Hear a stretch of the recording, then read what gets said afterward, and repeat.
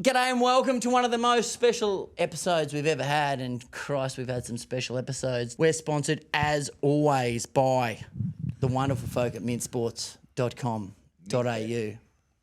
It's fresh, it's delicious, and it goes very well on pineapple. Is that right? Yeah. Hey, let me ask you this. I got a burger the other day with the lot. Yep. I almost where don't you're want to going. start. Well, I hope you do because actually, I hope you don't. No pineapple, fine, whatever. Okay. No beetroot. I Oh, get it. no. I get it. I No. get it. Like maybe there's a beetroot shortage, whatever. Halfway through, she tells me this, and halfway through the burger application process, she goes, "Do you want some bacon?" Do I want bacon? No, it's... Did but I with fucking a lot. stutter? It's with the lot. You should be Yeah. asking, do you want me to So take you my go into a shoe fish out and of chip it? shop and there's the lot. Yeah. The pineapple is very optional, and they should ask you, do you want pineapple? Not the big, thick out of the big, thick slice Golden out of the gold circle. can, Yeah. But that cut in half, so it's Okay, a reasonable a sliver. size, so you can still hold the burger and take a bite out of it. But definitely beetroot. Do you want bacon? No, that's not a question with a burger with the lot. Wouldn't That's have thought always so. in though. Anyway, thanks to mintsports.com.au. Hey, I've been told we have a producer, mate. We're so lucky to have a producer. Our producer today is Wishy-Washy Dandy Hands. We found him underneath the Montague Bridge, giving wristies to truck drivers for loose change, and we're very happy to have him here. So and he's, it's a truck drivers who are jammed there. they've got nothing else to do. jammed And he's under. like, you know, what do you got? You got that money for the toll bridge. Wishy-washy. Let's get wishy-washy with the dishy-washy hands. And wishy-washy has told me we need to do a bit of a call for arms because we've got very loyal listeners, all 7 of them. And he's told me that I need to ask them to share, like, subscribe. I'm not good at that, so I'm going to thrust that upon our guest from now on. So in 15 seconds or less, mate, can you tell people why they should subscribe, like, and share? Well, our you know, podcast? if you're not subscribing or liking, you're part of the problem. That's right. That's a good way of saying it. You know, that it's on you guys. You are the bridge in this analogy. Yeah, if you're part of, if you've come to the party and you're enjoying yourself, then you have to give back. And my mum would always say, if I was a bit, ambivalent about going to a party, she would say, well, how dare you? Somebody's invited you to the party. And remember this, Lawrence, there's no party without people. And so I have never not been to a party ever since. So you always, our good friend of the pod, Choco, always goes to a party because I've got to, darling, I'm invited. But you're It's saying exactly your mum said this. You've got She a moral blatantly just wanted obligation. you out of the house. She wanted you out of the house. And what age are we talking? Like, I don't want to go to that kid. I don't even go to his kindergarten. I'm 12. You're going. No, all the way through. Sometimes, I used to enjoy, I was one of those kids that was probably a little bit slow to mature, and so I didn't want to be doing half a dozen stubbies of VB behind the Bayswater High School. You wanted in to the go cold straight of to the winter. Woodstock cans. No, I just wanted to stay at home, watch Wodehouse Playhouse, Parkinson, and then maybe Hill Street Blues. Like Cup of every tea. normal kid. Cup of tea and a chocolate, and then go to Absolutely. bed. But my mate's like, let's get a packet of Daries and get some Yeah. beers. And I was one of those slow sippers. And it's like, do you want another stubby? And maybe even a bit of an empty out. Absolutely. Got to commend your mum for the adage of no party without people. No party without people. And it's so true. And I actually quoted that at her funeral a couple of years ago because the church was full. And I said, no party without people. And she'd be chuffed. And this is a party. Good on This her. is a party. What's your mum's name? Olive. Olive. Good Yeah. on you, Olive. What a great Yeah. piece of... So if I was poignant ever analysis. equivocating over whether to attend or not, it's like, you're going. Yeah. So that's what I say to the people who are at this party. Subscribe, like, and pass the word on. Wow. And the only reason we got him here is because we had a seance that said Olive was going to be behind the couch. But the person you've been listening to, in I case carry you her don't with know... me. She's with Yeah. me. Yeah, it's in the That's why martini I've- you've got in your hand. I was going to say a lovely cup of Earl Grey. The man you're listening to is obviously one of the most preeminent comedians in the country. You know him better as the host of Up the Guts, as a panellist on The White Room. On the esteemed Fox Footy Network, which I had a great year with Dino. Who didn't? Yeah, and all the people there at Fox Footy. And I think people most know you as the Belmont Strapper from the Damien Oliver inspired Thank you. biopic, The Cup. But in all honesty, you are which he wrote- one of the greatest stand-ups the nation's ever produced, and really. let me expand is on the still strapper producing. from Belmont. Talk to me about the Strapper from Belmont, because So I got the gig, yeah, you studied at the National Theatre of Arts or National Drama. Theatre Drama School. Is this the break you were hoping for? Absolutely, it was. So I got cast as the strapper from Belmont. In Did the it have a movie, name, or it was just the Strapper? The Strapper. Yeah, that's how good you are. You don't Yeah. need a name. No. Oh, no, it wasn't. The Starter. Not the Strapper, the Oh Starter. shit, really? Because he's the guy that gets up on the thing and goes, all right, can we get this ready and going? The Starter. So the Starter from Belmont, long story long, it's the Damien Oliver story where he wins the 2002 Melbourne Cup on Media Puzzle, and the movie's called The Cup. Damien Oliver is played by Stephen Curry. It features Brendan Gleeson, one of the greatest actors in Yep. the world in that movie. Sean McAuliffe, Lawrence Mooney, Starter from Belmont. And why this is pivotal is Daniel McPherson is playing Damien Oliver's brother, and his father had died in a That's race right. in Perth. It's at one of the Belmont. great sporting stories of all time in And this was Australia. a time It genuinely trial. is, yeah. Like there's a half a dozen riders riding a time trial, and so the starter's a bit, cynical. He's like, "All right, girls, can we get these things in the barrier so we can get this thing done?" And then he has a fall and dies, and so it's I think 6 weeks before the Cup, and so that's the famous Even less, Damien I think. Oliver, Yeah. waving at the Kissing sky. the reins and going up. Yeah. Did you have to get a bit method? Did you go out to the track? It was done around real horses, and I'm a bit more comfortable around horses now. My Yeah, you've wife got and- your own horse, haven't Yeah, you? I've got a rehomed Drunk as a racehorse. monkey, is that Drunk right? as a monkey, yeah. Great, yeah. Drunky, yeah. How's that People thought going? it was very fitting.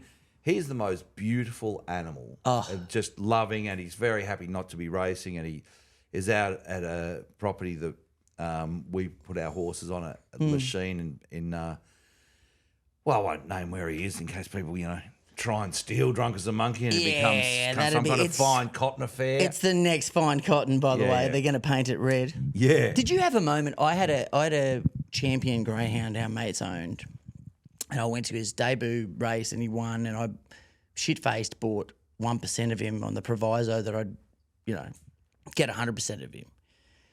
And people mock and deride me, but there was a moment where this athlete, this dog, we had a connection where I looked in his eye, I was like, okay, this is now a part of my life. Like it genuinely was, I was in sync with this dog where I'm like, cool, I need to make this work. Absolutely. Genuinely? Genuinely. So I'm You doing had that these- with the thoroughbred. Are you a horseman though? No, never before. So Brett Robb was the trainer out at Dubbo, and this horse is running in a classic country race called the Duck Creek Cup out at Ningen. And so I'm holding the horse, and the horse is moving closer to me, and I'm not really a horse person. And then he's kind of pushing his body against me, and Brett's chatting. He goes, "Got a real simpatico with that horse." They know. They do know. And so I look, and the horse has lowered its head, and the more a horse lowers its head, the more relaxed it is. And we are eye to eye. And he is looking. And did you feel this. it? Like, I oh, felt it straight yeah. away. And that we finished the interview, and I said to Brett, "What happens after their racing life?" And he goes, "Oh, we look for a good home for them." And I thought he was, kind of being a bit euphemistic. meaning Sure. they go to the- What sort of yoo-hoo stick do you want? Yeah. Yeah. So in New South Wales, if you register a horse as a racehorse, it can't end up in a knackery unless it's very ill and Right. it's being destroyed by Right. under vet supervision. So they have to find homes for them. He runs the Duck Creek Cup, comes second, unplaced he's meant to win. And so I go over, I have a chat to the trainer, and I said, "I'm really serious. I'd like the horse." He said, "Well, I'll speak to the owners." And not half an hour later, but a couple of weeks later, he calls me and says, "It's yours." So Unreal. this is a 2-year-old thoroughbred. So I said, What the fuck do I do? Is "How that your mu- first how- question? No, how much do they want?" Right. Yeah. He said, "They don't want anything. It's yours. It's yours for free." It can't win the Duck Creek Cup, so Come fuck on, it. and he's run third in bad company were the final words. You have to pay for the transport. So I just put him out to a gist at some friend's property. Amazing. Where my daughter has a horse.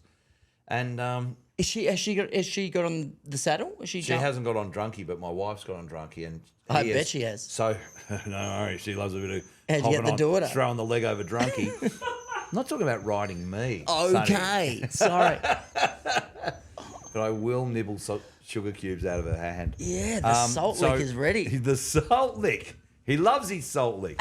And so I've grown to know horses. But when I was the starter at Belmont, I didn't know anything about horses. So I'm going out, I'm standing amongst, 6 horses going around. And I was a bit nervous. So beforehand, I'd gone up to this guy who's, a horse handler. And I said, where should I stand? He goes, well, when you're behind a horse, get as close as you can. Which doesn't feel... No, it's counterintuitive. Intuitive. It's very counterintuitive to get as close to the action as possible. Absolutely. And then he goes, hey, Billy, come over here, mate. And this guy comes over. He's got a big grey beard, long grey hair, and he's a horse handler too. And he goes, show this guy what happened to you. And he pulls up his beard and he's just got this jagged scar down his jaw and up the side of his head. And he goes, I've got a double pumper, mate. This horse, I was 10 metres away from it. It took a step back and pumper. Kicked both feet. Fuck. Smashed his face open. He said, stay as close to him as you can. So they don't have range to kick you? Yeah. He goes, if they want to kick you, they'll kick you, but the closer you are, the less damage they'll do. Mate, we start with a prayer every time. Let us pray. Love to start with the Let prayer. us pray that no one falls off the bomber's edge during this podcast. Let us pray that our guests don't instantly regret being here. Too late for that. Insert guest name here. Let us pray we can finally cancel the Moonman in the name of Timmy Watson. Des Tuddenham. Des Tuddenham. Jeez, I want some info. Phil Carman and Sheeds. Pen, you are a big Bombers fan. What do those names mean to you? Well, from the top, Timmy Watson, the youngest player to ever play AFL. I still think the record stands. Yeah, he was shy of 16 years of age, 15 years and 9 months or 10 months. Yeah, okay. Played against Which Richmond. is also the age you have to be, and I know this from experience, to work at McDonald's or Hungry Jack's. At St Kilda. Okay. St Kilda schoolgirl got in there a little bit earlier than that. So Timmy Watson, as you will always be known, was driven to the ground by his father from Warwick Nabil in the Wimmera, in the Mallee rather. Wimmera? Mallee? No, Wimmera. And his dad said as he got his bag out of the car, remember, we are Richmond supporters, mate, so don't go too hard. And he played on Francis Burke in his first game and then became an Essendon champion, played in the 84-85 double and then returned in 93 after a year off. Des? No, Tim Watson to play. So Des Tuddenham, number 8, came across from Collingwood during the footballers' strike. Couple of turncoats so far. Who? Well, Timmy Watson never played for Richmond. But he was told he was a Tiger. Now Des we've got a played pie. So far, 8. no one wants to play for the Bombers. That's what I'm getting. And Des was a captain at Collingwood. He was a champion. And it was his kind of wayward kick in the 66 grand final that was retrieved by a St Kilda supporter and put downfield for Barry Breen to kick the point. I loved Des, and then he was our coach, got us into 2 elimination finals, I think 71, 72. And that was when my consciousness was really rising for Essendon. I started barracking for them in 69 when I was 4. But, around about the age of 5, 6, 7, you start to really start to bond with the colour and the Guernsey. So I loved him. Phil Carman, another Collingwood champion, ended up being a 4-club specialist. So no one really set their sights on the Bombers. Is that what you're telling me? What's happened here? Tim Watson is the only one. He's the... Nah, it sounds like his dad said, go easy, you're a Tiger. Yeah, but he... Okay. He wasn't. Okay. He was from Essendon's recruiting zone, which was very rich for us. One doth protest too much. Yes. And Sheeds, of course, came the across with the GWS Tigers. stalwart that he is another non-club man. He was there for 27 years. Right. We've all had bad relationships, mate. He did coach 4 premierships. Absolutely. But that's it. That's why I have put them in the prayer. No, that's absolutely fine. We're happy to pray to them. You're a But massive... also, I have a personal relationship with each of those men. Do you genuinely? As a fan, yeah. Oh. Well, Phil Carman particularly, because he was grouting tiles at Jericho's Spas. Is that a euphemism for something? Because grouting tiles at Jericho's Spas sounds like the most sexually sorted activity you could ever encompass. It sounds very LA, doesn't it? Sounds Playboy Mansion. He was It just grouting sounds like, tiles. what are we doing here? Let's go grout some tiles at that spa. So I had work experience there, and Jericho Spas was owned by Paul Van Haar's uncle. He Okay. worked for a pool company, Paul. And so there was a bunch of bombers working at Jericho Spas. So I walked in there for work experience, and it nearly blew my fucking tiny mind. So what happened? Nobby Clark was in there, Phil Carman. And so these guys are just working away because footballers used to have day jobs to keep them out of the pub and out of trouble. And a few days in, I went over to Phil Carman, and I'm a stumbling, high-pitched 15-year-old, and I said, g'day, Phil. And he goes, g'day, mate. And he's grouting away, and I said, I'm a Bombers fan, and I love you. And he just went red, beetroot red, very shy man. Really? On the ground, fabulous Phil Carman, spectacular, mercurial, incandescent, like just explosive. But he became man's- quite reticent when it came man's- to accepting compliments. Yeah. And he couldn't deal with it. Not long after that, and I hope I didn't play a part in this, Essendon versus St Kilda at Windy Hill, very explosive day, side bottoms hitting the head with a beer can, temperatures and moods are running, emotions are running high, and there's a fight, boundary umpire, I think his name's Phil Carberry, runs up to Phil Carman and says, I'm going to report you for striking someone, and Carman headbutts him and is out for 16 weeks. And I've heard it was Plus- all because of some plucky, high-pitched voiced kid who went up to him at the local baths. Do you feel like you've got a choice to be a Bombers fan? Whatever Does anyone have a choice to be a fan of their club? whatever fan you are, it is it's like the moment of creation, painted on the roof of the Sistine Chapel. It's like God reaches out and touches you, and there's a moment of electrical fusion, and you are that fan. Absolutely, absolutely. You're a Bulls fan in basketball, Yep. or a Cubs fan in baseball, or a Bombers fan in football. That's it. And that's why I will judge and pigeonhole harshly a team changer. Mate, I'm so glad you brought this up because you've already touched on a couple of things. If you've changed, you never were. There's a famous Absolutely. Alan Couldn't agree more. McAllister was a president of Collingwood, and this guy comes up to me and goes, I used to be a Collingwood fan. And Alan McAllister said, no, you weren't. No. Which is that. You were never because if a fan. you were if a you've ever fan, you wouldn't have changed. No. Absolutely. And It's I say it's a tribalism. weakness of character. And I cite ScoMo, our former Prime Minister. Okay. Always said he was a Sharkies fan. Oh, yeah. And then it came When it out was that he convenient. grew up in the eastern suburbs, might have been a rental in the eastern suburbs, but he was a Roosters fan. And so he's a fan of convenience, and they're the worst. It's like when they bring a New South Wales Prime Minister down here, like Keating, who I have a universe of respect for, they whack him in a Collingwood jumper and tell him he's a Collingwood supporter. No, Yeah. he's not. If you don't give a shit about sport, don't pretend. Because Well- we can smell you a mile away. But also, it's the lifeblood of sport. So you can change teams as an athlete. You can change as a coach. We accept that. For me, and it sounds like for you as well, changing teams as a fan is the point of no return. It is beyond disgraceful because for that 80 minutes or that 4 quarters or whatever the sport might be. I poured all the emotion into you. Oh, and it's, I hate the person, I become the person I hate during those sporting events. So you during do. State of Origin, I'm screaming at the TV, I'm an asshole and this, that, and the other, because it is, I think the psychological term is eustress, where it is a beneficial piece of stress, where you know it means nothing ultimately on the macro sense. Yeah, so emotional blotting paper. Exactly right. You're pouring So it all out. You're pouring for it all your out. own And it is unscripted benefit, and it's yeah. forced presence and it's all the things that are beautiful in life where you can pour your heart and soul into this thing. And for example, last year in the grand final, I'm a Brisbane fan. We lost. I was dejected.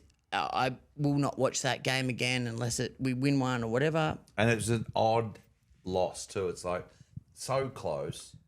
It's almost like they didn't win. It just ended. But here's the beauty of that, Lawrence, is that 20 years ago, I would have been complaining about an umpire's call or something so close. Right. Here, I was dejected. I left. I bawled my eyes out. I was done. I drank my body weight in gin on a balcony somewhere. But within a few hours, I was quite sanguine about it. Like, wow, what an experience I just had. I was just almost out of body experience. Yeah. And I had that eustress. I had that evocation. Eustress was great because it's almost like eustress. I'm good. But it is something that is afforded to us as a sports fan, and it's tribalism and a sense of community and all those beautiful things that sport can provide if you don't take them too seriously. Take them as seriously as you physically and humanly and emotionally can during the sirens. And then once the sirens are done, smash the kitchen up. Don't throw things around the house. Have you ever left Never early? lost early. I'm not going to have a go if you have. I've left early twice. Okay, so have you ever missed anything? I left early. I kicked myself out of the Anzac Day clash in 2011. You kicked yourself out. Kicked myself out. It's a novel 'cause manoeuvre. I'd Had a couple. had a couple, and I was affecting the enjoyment of the people around me. I was frothing early. Jeez, I would have And kicked even myself comedy- out several times if that were the case. No, and there was turns of the head, Really? and I was, then addressing people, and you should be addressing the players or the umpire, or you shouldn't be, hey mate, Yeah. what the fuck are you looking at? Yeah. So none of that shit. And so I went, mate, you are a little bit beyond your own capabilities here in terms of reining yourself in, so get out of here. Good on you for calling it, though. And the other one was the 83 grand final where we were getting pumped and a mate had driven me and I wanted to stay for the agony. But he was the lift home. And it's like, he's the lift home. And he's got, like, we're out of here. And I never spoke to him again. Dead set. I don't think I've seen Maddie since that day. It's like, Well, it's funny you say that because we've got him here now. Yeah. Maddie, do you want to come out, mate? Because she'd said at the function that night, which is very similar to Plough, Terry Wallace's speech in Year of the Dog. If I see, if I go upstairs to the bar and I see one of you guys smiling, I'll fucking spew up. And so she'd said, if I see anyone enjoy themselves tonight, I'll lose my mind because we gotta make it hurt. That's the night of a grand final. Yeah, the night of a grand final. You know what? I'm all for the motivational aspect of things, but especially night of the grand final. Come on, celebrate the year.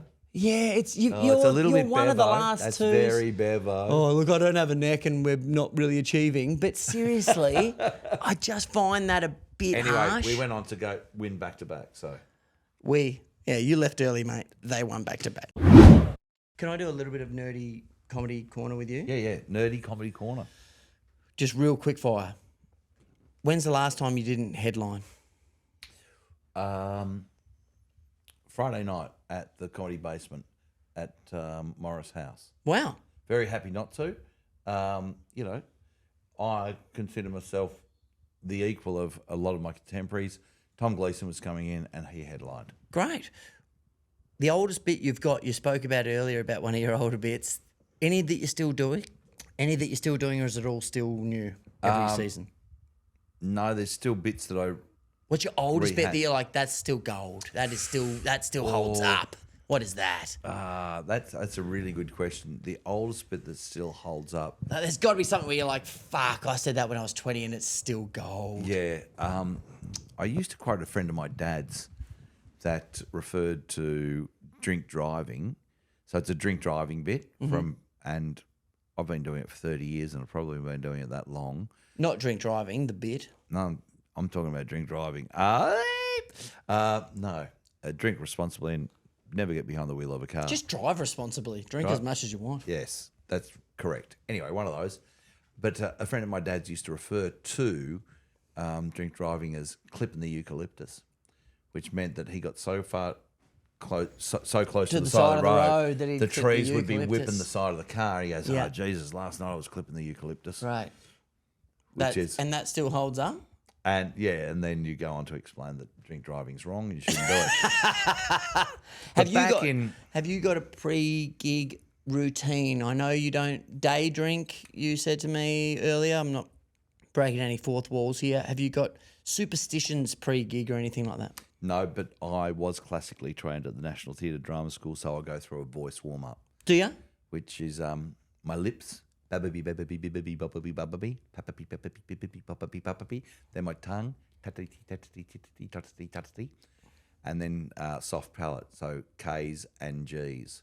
So then you go through. Can you please do it? Kakaki, kakaki, kakaki, kakaki, kakaki, and then you do it with 2 fingers in your mouth.